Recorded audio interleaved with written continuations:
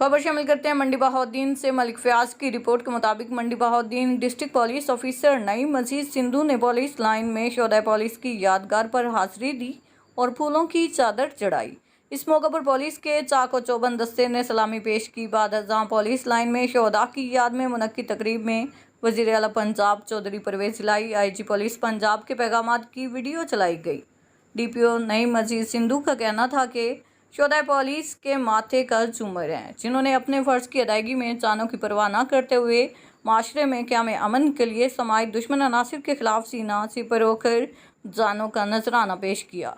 District police officer Naeem Majeed Sindhu ने police के शोहदा को खिराज तहसीन पेश करते हुए यकीन दिलाया कि पुलिस का हर जवान इस अज़म के साथ समाई दुश्मन अनासिर के सामने डट कर अपने पेशा वराना अमूर की अदायगी को यकीनी बनाएगा।